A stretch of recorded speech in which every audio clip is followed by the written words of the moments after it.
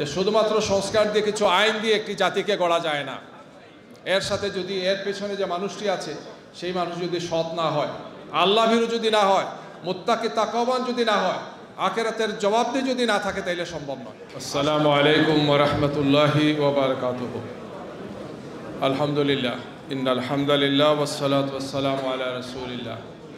বাংলাদেশ জামাত ইসলামী সিলেট মহানগর শাখার উদ্যোগে আয়োজিত আজকের এই সুন্দর আয়োজন, আলোচনা সভা এবং ইফতার মাহফিলের সম্মানিত সভাপতি মহানগর জামাতের সংগ্রামী আমির ভাই ফখরুল ইসলাম, আজকের এই আয়োজনের সম্মানিত প্রধান অতিথি বাংলাদেশ জামাত ইসলামীর কেন্দ্রীয় সেক্রেটারি জেনারেল, সংগ্রামী জননেতা, সাবেক এমপি অধ্যাপক মিয়া গোলাম পরওয়ার, উপস্থিত সম্মানিত বিভিন্ন ইসলামী দল এবং সমমনা রাজনৈতিক দলসমূহের নেতৃবৃন্দ, পেশাজীবী নেতৃবৃন্দ, সম্মানিত উলামায়ে কেরাম, সুধীমণ্ডলী, সাংবাদিক বন্ধুগণ, আলহামদুলিল্লাহ, আল্লাহ সুবহানাহু ওয়া তাআলা আমাদেরকে মাহে রমাদানের আজকের এই পবিত্র দিনে সবাইকে একত্রিত হওয়ার, এই মহতী অনুষ্ঠানে সম্পৃক্ত হওয়ার, উপস্থিত থাকার এবং আল্লাহ চায় তো ইনশাআল্লাহ আমরা সবাই একসাথে ইফতার করবো, এই সুযোগ আল্লাহ আমাদেরকে তৈরি করে দিয়েছেন।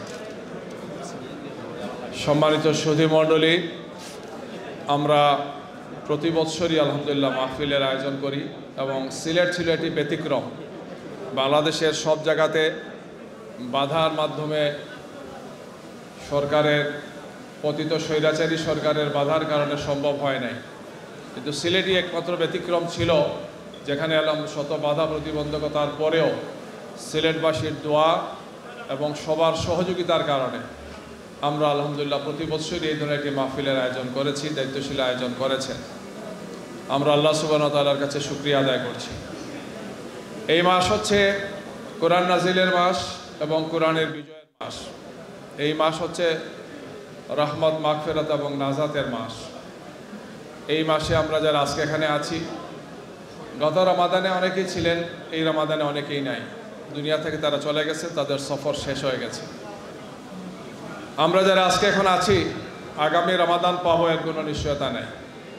আমরা আল্লাহ সুবহানাহু ওয়া তাআলার কাছে দোয়া করি, তিনি আমাদেরকে যতদিন এই দুনিয়াতে রাখেন, আমাদেরকে যাতে ইসলামের পথে, দ্বীনের পথে, কোরআনের পথে, তার রসুলের তরিকা অনুযায়ী চলার যাতে তৌফিক দান করেন। প্রিয় ভাই এবং বন্ধুগণ, এই মাসে আল্লাহ সুবহানাহু ওয়া তাআলা আমাদেরকে একটা বিরাট এই যে প্রশিক্ষণ, তারবিয়ার ব্যবস্থা করেছেন, তার উদ্দেশ্য সম্পর্কে আল্লাহ রাব্বুল আলামিন বলছেন লাআল্লাকুম তাত্তাকুন, আমরা যাতে তাকওয়ার গুণাবলী অর্জন করতে পারি। এই তাকওয়ার গুণ হচ্ছে এমন একটি গুণ যে গুণ দিয়ে মানুষ আল্লাহ সুবহানাহু ওয়া তাআলার শ্রেষ্ঠত্বের স্বীকার করতে পারে। এই গুণের মাধ্যমে মানুষ আল্লাহ সুবহানাহু ওয়া তাআলার দাসত্বের সঠিক হক আদায় করতে পারে। এই দীর্ঘ প্রশিক্ষণের মাধ্যমে সুবহে সাদিক থেকে সূর্যাস্ত পর্যন্ত আল্লাহ রাব্বুল আলামিন আমাদেরকে যে ব্যবস্থাপনা দিয়েছেন, এই ব্যবস্থার মধ্যে আমরা সেই গুণাবলী অর্জন করতে চাই। এই মাসের মাহাত্ম্য হচ্ছে কোরআন নাজিলের কারণে। শাহরু রমাদানাল্লাযী উনজিলা ফীহিল কোরআন, এই মাসে আল্লাহ সুবহানাহু ওয়া তাআলা কোরআন নাজিল করেছেন। কোরআন নাজিলের কারণেই এই মাসের এত শ্রেষ্ঠত্ব।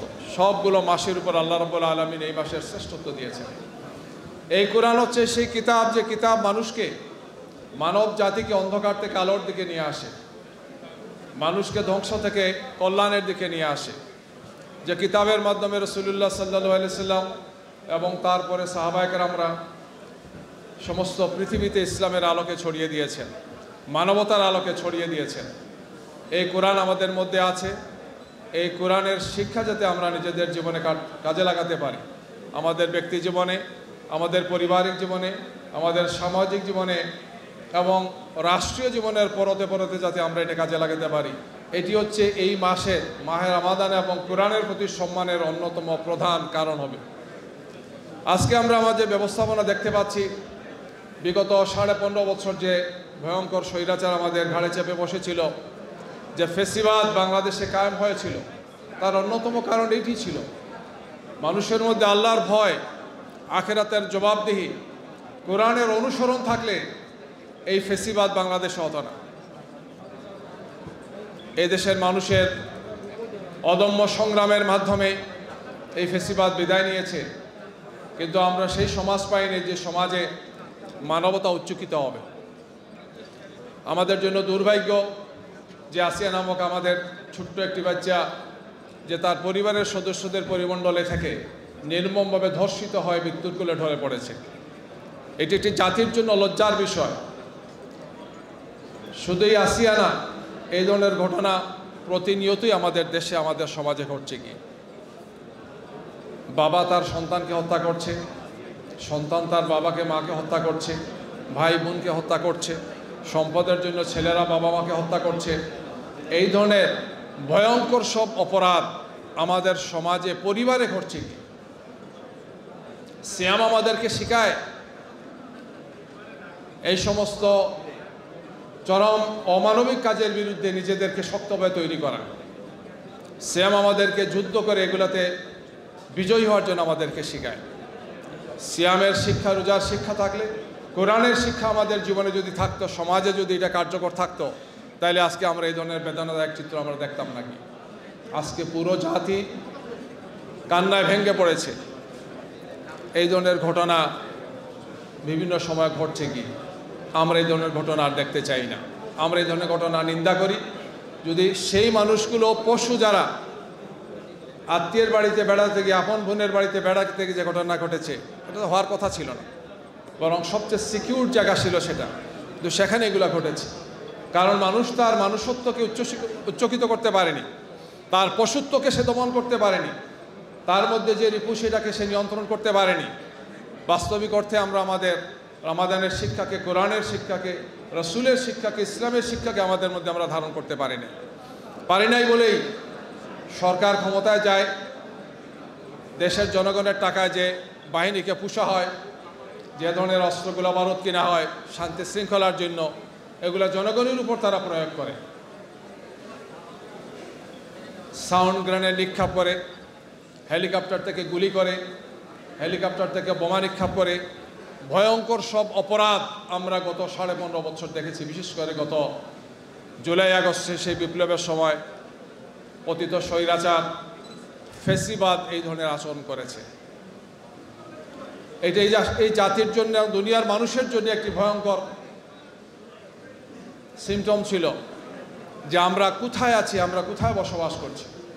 একটি যুদ্ধবিধ্বস্ত দেশেও জনগণের উপর এগুলো হয় না, যেটা হয়েছে। গিয়ে শুধু এইটি নয়, জাতিসংঘ বলেছে যে 1400 মানুষকে হত্যা করা হয়েছে, আর গত 15.5 বছরে হাজার হাজার মানুষকে হত্যা করা হয়েছে, গুম করা হয়েছে, ক্রস ফায়ারে ফেলা হয়েছে।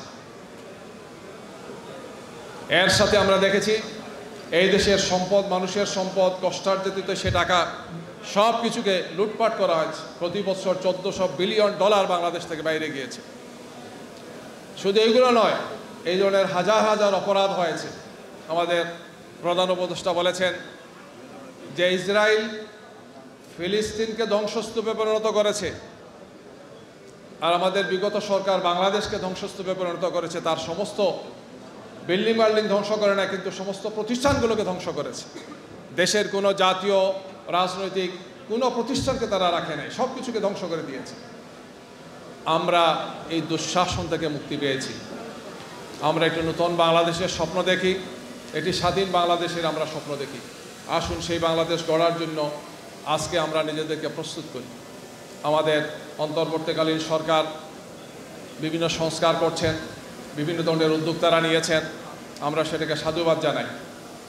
আমরা এই চরম আগ্রাসী সরকারের সাথে যারা ছিল, হত্যাকাণ্ডের সাথে যারা ছিল, তাদের বিচার চাই, এবং আমরা অনতিবিলম্বে একটি জাতীয় সংসদের নির্বাচন সহ এই সমস্ত কার্যক্রম যাতে ঘোষিত হয়, আমরা সেটার দাবি করছি। কি কিন্তু এর সবচেয়ে বড় কথা হচ্ছে যে শুধুমাত্র সংস্কার দিয়ে, কিছু আইন দিয়ে একটি জাতিকে গড়া যায় না। এর সাথে যদি এর পেছনে যে মানুষটি আছে, সেই মানুষ যদি সৎ না হয়, আল্লাহ ভীরু যদি না হয়, মুত্তাকি তাকওয়াবান যদি না হয়, আখিরাতের জবাবদিহি যদি না থাকে, তাইলে সম্ভব নয়। আসুন আমরা সেই সমাজ গড়ার জন্য চেষ্টা করি। বাংলাদেশ জামাত ইসলামী প্রতিষ্ঠা হয়েছে এই ধরনের একটি সমাজ প্রতিষ্ঠার জন্য। আমরা কোরআনের শিক্ষা, রসুলের শিক্ষাকে কাজে লাগিয়ে আমরা আমাদের প্রিয় বাংলাদেশকে একটি ইনসাফপূর্ণ বাংলাদেশ হিসেবে আমরা দেখতে চাই। এই বাংলাদেশ খুনমুক্ত হবে, গুমমুক্ত হবে, দারিদ্র্যমুক্ত হবে, বৈষম্যমুক্ত হবে। এই বাংলাদেশ ইনশাআল্লাহ একটি মানবিক বাংলাদেশ হবে।